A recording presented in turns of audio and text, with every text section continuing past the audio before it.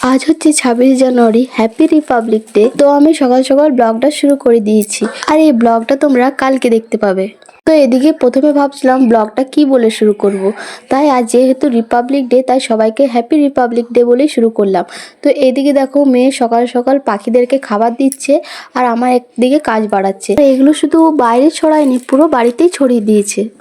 তো ওইদিকে যা করছে করুক, আমাকে তো আগে রান্নাটা সারতে হবে। তার জন্য প্রথমে কড়াইয়ে তেল দিয়ে দিয়েছি আর পেঁয়াজ লঙ্কাগুলো ভেজে নিচ্ছি। আমি কালকে হাট থেকে যে সবজিগুলো এনেছিলাম সেখান থেকে কিছু সবজি রান্না করে নেব, যেমন সিম, বেগুন, আলু, টমেটো দিয়ে একটা সবজি বানাবো। তো তোমাদেরকে ছোট্ট করে একটা রেসিপি শেয়ার করে দিচ্ছি। তো এদিকে অল্প করে আদা রসুন নিয়েছি, সেটা একটু থেতো করে নেব। তো তোমরা হয়তো অনেকে বলতে পারো তো এত সকাল সকাল রান্না করছো কেন। তো আমাদের বাড়িতে সকাল সকালই প্রায় দিন রান্না হয়ে যায়।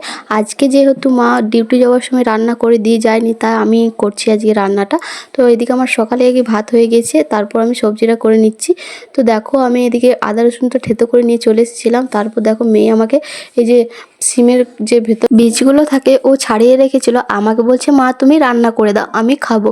তো তার জন্য আমি দেখো সবজির মধ্যে দিয়ে দিয়েছিলাম, আর দেখো সেদ্ধ হয়ে গেছে, আর ও এবার বলছে আমি খাবো। তো মিষ্টি মিষ্টি লাগছিলো, ওর জন্য ওর ভালো লাগছিল। আর এইদিকে আমার সবজিটা কষানো হয়ে গেছে, তো আমি জল আর ধনেপাতা দিয়ে দিলাম।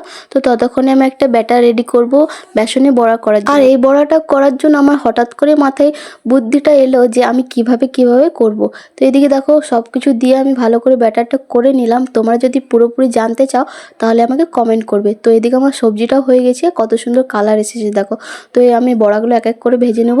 তো আর খেতে খুব টেস্ট হয়েছিল। কারো যদি শরীর খারাপ থাকে, মুখটা যদি কোনো স্বাদ না থাকে, তা তোমরা এভাবে বড়াটা করে খেতে পারো, মুখটা একদম ছেড়ে যাবে। তো এদিকে আমার মেয়েও হতে না হতে গরম গরম খেতে চাইছিল, তো ওকে দিয়ে দিলাম। তার জন্য ভাতও দিয়ে দিয়েছিলাম একবারই, তাহলে ওর খাওয়া হয়ে যাবে। তো মেয়ে আমার চামচে করে খাচ্ছে, আবার কাটা চামচে করে, ওকে নিয়ে আর পারি না। তো এই দেখো আমার এক এক করে বড়া ভাজাও কমপ্লিট হয়ে গেছে। তো তারপর আমার সব রান্না কমপ্লিট। তো মেয়েকে নিয়ে চলে এসেছি স্নান করাতে। তো আজকে আমার খুব ইচ্ছা হলো মেয়েকে আমি ফুল দিয়ে স্নান করাবো, কারণ আমাদের বাড়িতে অনেকগুলো ফুল গাছ আছে, আর সেখান থেকে অনেক ফুল ফুটেছিল। তাই আমি ভাবলাম কেননা মেয়েকে ফুল দিয়ে স্নান করা যাক। তো মেয়ে অন্যদিন কান্না করে, আজকে কিন্তু কান্না করেনি, আজকে খুব মজা পেয়েছে। আর দেখো আমি শুধু এক মেয়েকে স্নান করাইনি, দুই মেয়েকেও একই রকমভাবে স্নান করে দিয়েছি, কারণ দুই মেয়েরই যে কদিন ধরে স্নান করানো হয়নি ঠান্ডার জন্য। মেয়েকে আমি এদিকে রেডি করে দিচ্ছি। ভিডিওটা এই পর্যন্ত, লাইক কমেন্ট শেয়ার করে দেবে।